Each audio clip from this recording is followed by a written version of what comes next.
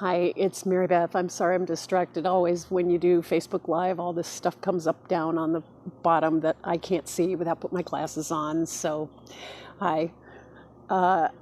This morning I woke up thinking that it was probably time for me to do another Facebook Live. It's been a while since I've visited with you.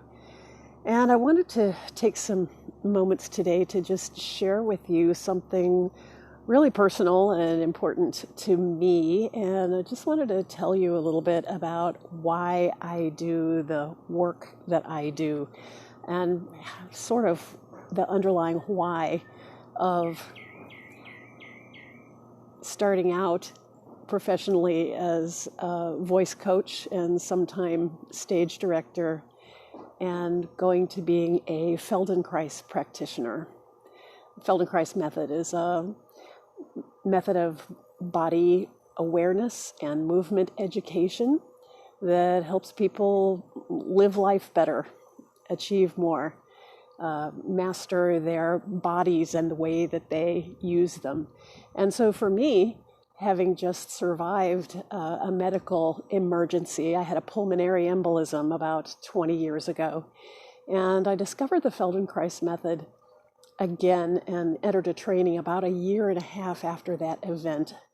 And if you've not had a near-death experience or some other kind of defining life event, let me tell you that in my experience at least, I got very focused and kind of on purpose about how I was living my life, because I felt very definitely that I had gotten a second chance, and if I was still alive, that I needed to be doing something about it.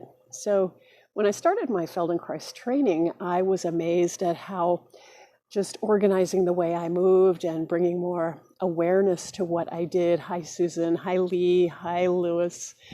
I'm seeing all the little messages. They're down here, obviously, which is why I'm seeing them. I was just amazed in my training how instantly my singing, which was the center of my life at that point, singing and performing and teaching, my singing improved drastically. And I thought that was really going to kind of be the focus of my work in the Feldenkrais method. But as I started reading about the method and reading the actual writings of Moshe Feldenkrais, it became obvious to me really early on that he was not just talking about fixing a sore shoulder or improving a golf swing or singing high notes more easily. It became obvious to me that he had larger ideas in mind and that this work had profound social implications as well. If you just take one of his basic quotes about how he said, "I'm not just after flexible bodies, I'm also after flexible minds." And then he followed up with a sentence that said, "What I'm after is to restore each person to their human dignity."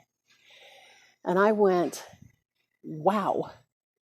So the work is based on your ability to make choices among experiences that you have and gradually refine those choices that lead you to a better, more dynamic way, more effective, efficient, maybe even joyful way of living your life.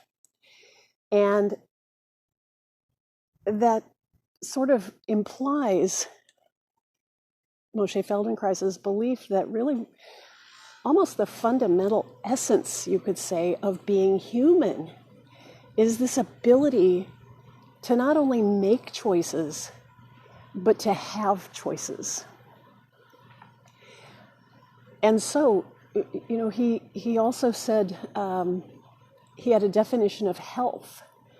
And he said that the healthy person is the one who can live his avowed and unavowed dreams. And that echoed immediately to me with some other inspirational words about life, liberty, and the pursuit of happiness. We're living in a time right now where we've witnessed a pattern in society where people are deprived of their fundamental essence of being human. They're deprived of their lives. They're deprived of their fundamental choices having to do with the body. I posted a quotation on my page earlier today from Ta-Nehisi Coates. If you haven't read Between the World and Me, and if you are a body worker or mover of any kind, it will bring all of this very much home to you, is that all of these words that we use now that are so at the forefront, thankfully, of public conversation about racism have a violent consequence on somebody's body. And so this idea of body autonomy, that you can't do something to someone else's body without their consent. Look at all the social issues that open up for conversation if that's a basic premise, if that's what you want for yourself. If you don't want anybody messing with you, think about somebody just invading your personal space and how uncomfortable that feels. And then scale it up, right?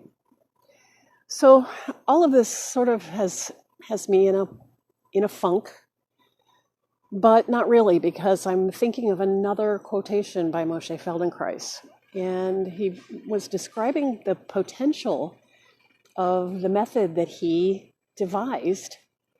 And he said that his work could make the impossible possible, the possible easy, and the easy elegant. And yesterday I was very much in a space of seeing the state of the world, and that we were in a place of impossibility. And then I remembered this quotation. I'm also a big fan of that quotation by Gandhi. He said, "Be the change you want to see in the world."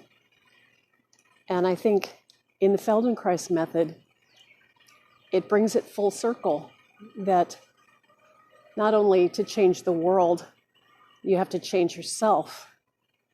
That the Feldenkrais method has given me a means of being able to change myself and to see that possibility for change in everyone and anyone.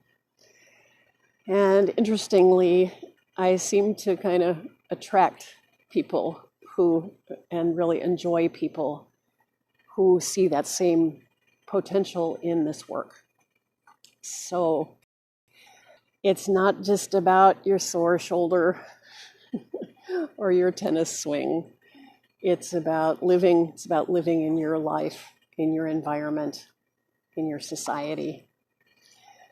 If you want to know more, I love talking about this. I hope you have a great day today, making new possibilities possible for people and for yourself. I'll see you again soon.